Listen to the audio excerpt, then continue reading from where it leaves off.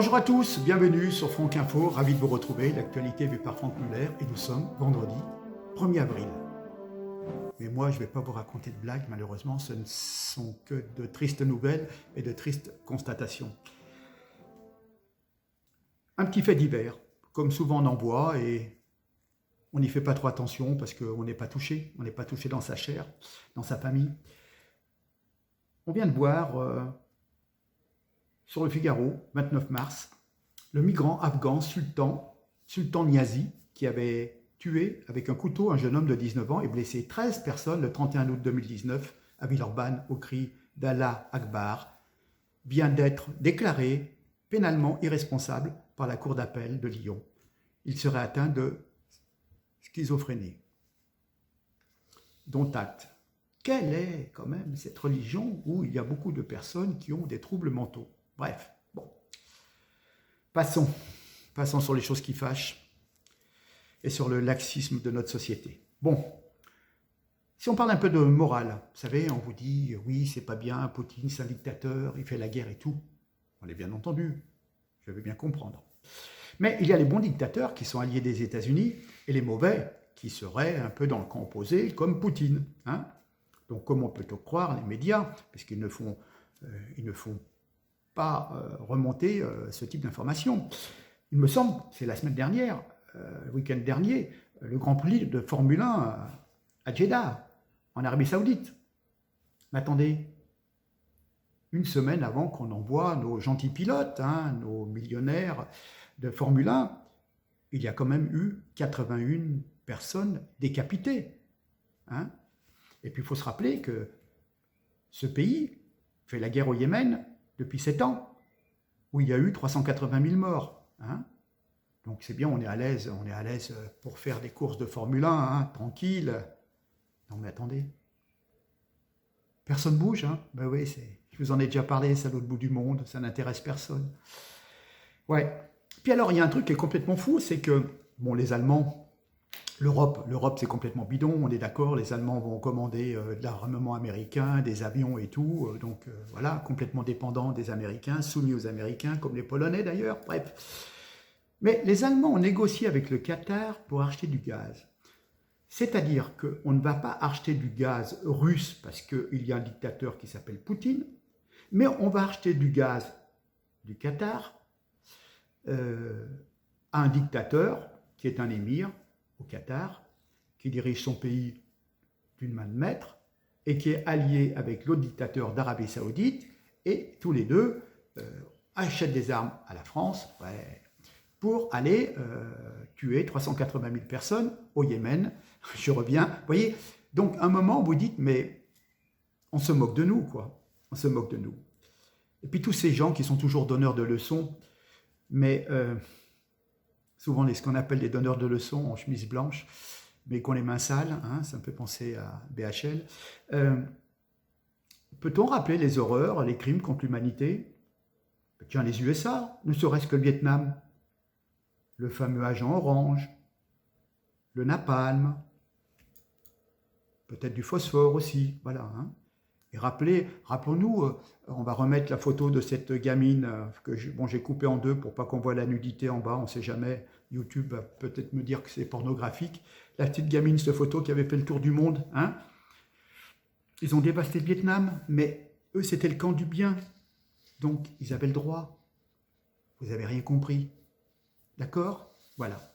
Bon, passons à l'actualité franco-française, si on peut dire, avec notamment Macron et notamment l'affaire McKinsey. Attendez, réfléchissez. Macron, qui dirige notre pays, mon pays, qui me traite d'assister, qui nous traite d'assister, a quand même payé un cabinet extérieur, un cabinet américain, des employés privés, avec notre argent pour faire son travail à sa place. C'est quand même un sacré problème. Hein. Donc, si je comprends bien, on paye 3 fois. On paye Macron et les hauts fonctionnaires qui ne font pas leur travail, qui délèguent donc un cabinet privé qu'on paye donc en double. Et troisièmement, ce cabinet privé ne payerait pas d'impôts en France. Donc, si vous voulez, on se fait avoir 3 fois. D'accord? Voilà. C'est quand même bizarre, Fillon a été disqualifié pour un emploi fictif, éventuellement 2 costumes, et Macron, il y a des problèmes avec le Rothschild Gate, c'est revenu, et le fameux McKinsey aussi, qui est quand même relativement disqualifiant, et quand on voit ce qu'on peut appeler un accident industriel de la Ve République, et ben lui, il est en tête des sondages, le voyons. Hein. Rendez-vous compte, un président qui est soupçonné d'avoir placé une part de ses rémunérations de banquier chez Rothschild dans des paradis fiscaux, parce qu'on ne le retrouve plus dans sa déclaration de patrimoine. Donc, on peut quand même se poser des questions. Hein. Vous êtes d'accord? Bon, voilà. Et puis, quand on entend le Sénat, M. Arnaud Bazin, président de la commission d'enquête, il est LR, il nous dit le milliard d'euros que nous avons identifié est une estimation minimale. Nous n'avons évalué que 10% des opérateurs de l'État. Voilà. Hein. De toute façon, n'oubliez pas que Macron est fâché avec la démocratie après avoir éborgné des manifestants à tour de bras pour garder un pouvoir qu'il a largement usurpé. N'oubliez pas que sans l'affaire Fillon et tout ce qu'on en a fait ressortir, sans le soutien massif des milliardaires du CAC 40 et des médias, il ne serait pas devenu président. On est d'accord, hein. Macron a paralysé le pays avec la plus longue grève de l'histoire pour faire passer une réforme des retraites qui s'est transformée en Bérézina. D'ailleurs, il repropose une nouvelle version de réforme de retraite, mais il ne repose pas la même. Donc c'est la preuve qu'elle n'était pas bonne. Hein. D'accord? Et ensuite, il s'est ingénié à monter les Français les uns contre les autres avec l'arme de la vaccination et du pass vaccinal. Voilà. Hein. Donc il faut absolument sanctionner ce monsieur, ce mondialiste, ce pro-business. Il faut le sortir, il le mérite, dehors. Rappelons que, grosso modo, le bilan final de Macron, c'est quand même une dette de 3 000 milliards, un déficit de 84,7 milliards, environ 5,5 millions de chômeurs, 10 millions de travailleurs pauvres, des chiffres d'insécurité, de criminalité qui explosent, une diplomatie inexistante, on l'a vu encore récemment. Nous avons perdu 2 places en économie, nous ne sommes plus que la 7e puissance mondiale. Et puis on peut rappeler aussi qu'avec le bilan des Gilets jaunes, il y a quand même eu, je crois, 85 personnes mutilées à vie. Dans un pays qui se dit démocrate, origine de la démocratie, c'est un petit peu compliqué. On peut voir aussi que Macron ose nous dire qu'aucun contrat n'est passé dans la République sans qu'il ne respecte la règle des marchés publics. Il nous dit s'il y a des preuves de manipulation, ça ira, on peut aller au pénal. Mais attendez, s'il y a eu des soumissions, des demandes de marché public, pour soumettre à un marché public, il faut montrer les preuves qu'on paye des impôts, qu'on est à charge de toutes ces cotisations sociales, qu'on est réglo. Hein. Donc, c'est bien la preuve que si McKinsey, qui ne paye pas d'impôts en France, a pu obtenir des marchés, c'est bien la preuve qu'il n'y a pas d'appel d'offres public et que c'est de gré à gré. Surtout quand on a appris que McKinsey a travaillé déjà dès 2015-2016, quand Macron était ministre, ils ont travaillé gratuitement pour lui, pour l'aider à mettre en place son futur mouvement et qu'il puisse accéder à la présidence. Vous voyez? Donc, il y a un retour, là, il y a des choses pas claires. Hein. La sénatrice que vous verrez dans une vidéo que je vais vous joindre, Eliane Hassani, sénatrice de Seine-Saint-Denis, sénatrice communiste, nous dit le cabinet McKinsey a fait des copier-coller de documents qu'ils remettent à d'autres pays que la France, comme en Australie. Il suffisait de changer simplement les chiffres. Voilà. Hein. J'ai vu un propos d'un directeur de recherche au CNRS qui dénonce les conflits d'intérêts entre les dirigeants, les cabinets de conseil et les laboratoires pharmaceutiques. Toute cette propagande qui a été orchestrée par McKinsey. Il nous dit quand même que le fils du président du Conseil constitutionnel, Laurent Fabius, est directeur associé de McKinsey. L'ancien patron de Moderna, il travaillait chez McKinsey. L'actuel directeur de l'innovation, qui est chez Pfizer, a travaillé aussi chez McKinsey. Et l'actuel directeur exécutif de Johnson & Johnson, qui est aussi un fabricant de vaccins, y est passé aussi. Voilà. Hein. Donc, c'est quand même incroyable, et vous voyez bien qu'il y a une espèce de collusion pour une pensée unique, et donc McKinsey, les labos, le gouvernement, et tout, c'est droit sur la piqûre. Voilà. Comme je vous dis, on a payé 3 fois, parce qu'on paye des fonctionnaires, ensuite on paye des conseillers, et eux ne payent pas, les conseillers privés ne payent pas d'impôts, donc du coup, on est 3 fois perdant. Voilà.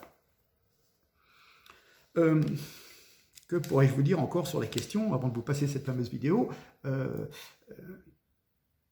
Cette organisation, c'est scandaleux. On a quand même donné un ministère à payer 2,4 millions d'euros pour créer l'Agence nationale de la cohésion des territoires. C'est-à-dire qu'il y a de l'argent public qui est donné à une boîte privée pour savoir comment créer une agence publique. On a donné 500 000 euros à McKinsey pour éclairer sur les évolutions du métier d'enseignant. Un demi-million donné à des gens qui ne connaissent rien du métier d'enseignant, parce qu'ils sont dans un cabinet privé. C'est quand même assez costaud. On a donné 4 millions d'euros à McKinsey pour la réforme des APL, qui a abouti à enlever 5 euros sur les APL des étudiants. Attendez, il n'y a pas besoin de... Si vous voulez économiser de l'argent, vous enlevez 5 euros, 10 euros sur des prestations qui sont versées. Ça ne coûte pas 4 millions pour réfléchir à ça. Hein. Moi, je vous le facture moins cher, ne vous inquiétez pas. Dites-moi ce dont vous avez besoin, je vous expliquerai comment vous en passez. Voilà, hein, c'est notre argent qui est dilapidé, privatisé, par les mêmes qui ruinent nos vies en nous donnant des leçons de bonne gestion, hein, en nous faisant la morale, hein, vous êtes des feignants et tout. Hein. Enfin bon, je dirais qu'il n'y a pas d'argent pour les Français, il n'y a pas d'argent pour les handicapés, mais il y a de l'argent pour payer McKinsey. Hein. D'ailleurs, bientôt, c'est plus Emmanuel Macron, c'est Emmanuel McKinsey et compagnie, association de malfaiteurs, escroquerie en bande organisée, fraude fiscale, abus de biens sociaux. Leur adresse, c'est Palais de l'Élysée, et ça, c'est depuis 2017. Eh oui, 5 ans déjà. Bien. Bon, chose importante, je vous passe la vidéo de la sénatrice. Ça sera juste pour la fin, mais je tiens absolument quand même à vous expliquer que demain, il y a un grand meeting d'Emmanuel Macron et qu'ils ont du mal pour remplir la salle. Donc, ils ont demandé à leurs militants d'accompagner, d'inviter des gens et donc ils vont avoir des cadeaux pour les motiver à faire venir, parce que 35 000 personnes, ils ne sont pas sûrs. Alors, on est compte, un président qui a 30%, soi-disant, il n'arrive pas à remplir une salle de 30 000 personnes. Donc, voilà, les lots, il y a un mail, les adhérents La République En Marche ont reçu ce mail vendredi 25 mars dans la soirée, un message pour encourager les militants à faire venir le plus de monde possible au seul meeting du candidat Emmanuel Macron, 2 avril, à la Défense Arena. Pour éviter les rangs clairsemés et les sièges vides, le parti présidentiel a une idée, proposer un concours à ses adhérents. C'est une espèce de déclinaison politique de la pratique marketing des campagnes de parrainage, visant à élargir, non pas la clientèle, mais la force militante en proposant des cadeaux aux adhérents qui auront encouragé les proches et des connaissances à s'inscrire. Il y a environ les 400 premières personnes qui invitent le plus grand nombre de participants seront nos gagnants du concours. Vous avez un lien d'invitation et vous invitez vos amis, familles, collègues, voisins. Chaque personne qui s'inscrira grâce à vous augmentera vos chances de gagner. Dès que le billet sera validé à l'entrée du meeting, votre parrainage effectif sera donc comptabilisé. C'est toujours LRM qui vous le dit. Donc, je vous passe le truc d'invitation, là, voilà. Et donc, pour encourager tout ce petit monde, le parti promet donc des cadeaux aux plus méritants. Pour les 5 premiers, un moment privilégié, unique après le meeting. Donc, ils vont certainement rencontrer le roi Emmanuel Macron. Les 10 suivants auront la chance de participer au tournage d'une série, Le Candidat, avec Macron, bien sûr. Un temps d'échange avec un ministre est proposé aux 20 suivants. Les 35 qui suivent bénéficieront d'un bon d'achat de 30 € à la boutique de campagne. Ils pourront s'acheter une casquette Macron. Et les 100 suivants devront se contenter d'un portrait dédicacé par le candidat. Et les 200 derniers sur les 400 auront droit à une visite du quartier général avec un apéritif convivial en présence de personnalités. Voilà ce qu'il faut en retenir. Donc demain, vous penserez à ce que je vous ai dit quand vous verrez donc ce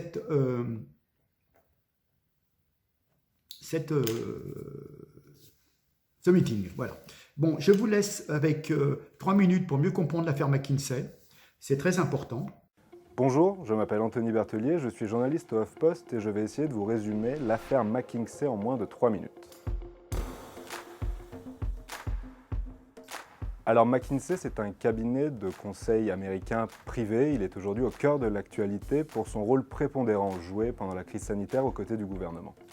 Tout commence en janvier 2022. Le Sénat lance une commission d'enquête sur l'influence des cabinets sur la sphère politique. Un mois plus tard, en février 2022, c'est un livre choc qui apporte à son tour son lot de révélations. 2 journalistes à l'Obs racontent le putsch qui a changé la France. Ils évoquent 12 millions d'euros engagés rien que pour la crise sanitaire auprès des cabinets de conseil. Mars 2022, le rapport des sénateurs est publié. Il est accablant. La communiste Éliane Assassi et son collègue Arnaud Bazin des Républicains estiment à 1 milliard d'euros la somme engagée auprès des cabinets de conseil privés sur l'année 2021. Pire encore, McKinsey ne paierait même pas ses impôts en France. On a donc vérifié. En procédant à une réquisition de documents à Bercy, le cabinet McKinsey n'a pas payé l'impôt sur les sociétés en France depuis au moins 10 ans, alors que son chiffre d'affaires sur le territoire national atteint 329 millions d'euros en 2020.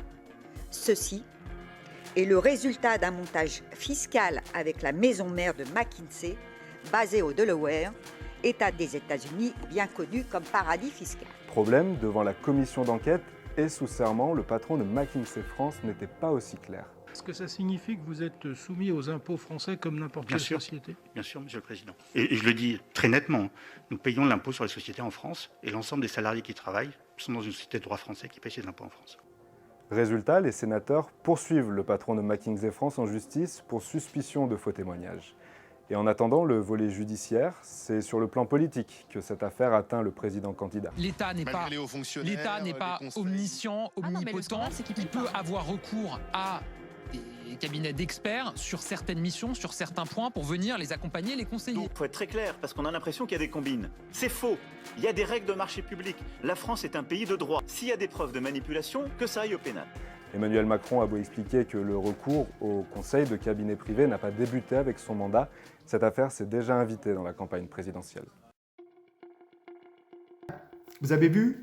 C'est clair, donc c'est des gens qui expliquent bien, autant vous faire profiter de ce que j'ai pu découvrir. Ça vous donne un ordre d'idée pour mieux comprendre toutes ces paroles, tous ces bavardages, tous ces dossiers, en espérant que ça va influencer quand même pas mal de gens pour ne pas aller voter Macron. Voilà, j'ai fait mon travail, j'ai essayé de vous montrer un petit peu différents aspects de la vie politique. Je vous dis à très bientôt. N'oubliez pas de vous abonner à la petite cloche sur YouTube, c'est ce qui est le plus pratique en fin de compte. Et puis voilà, je compte sur vous pour partager un maximum. Pour ceux qui peuvent nous aider financièrement, ça sera le bienvenu. Et puis voilà, d'accord? Et puis, n'oubliez pas qu'il y a d'autres vidéos, celles que vous n'avez pas vues, vous pouvez également les visionner. N'hésitez pas. Toute vérité qui était bonne hier est aussi bonne encore aujourd'hui. Allez, je vous dis à très bientôt. Merci à tous. Au revoir.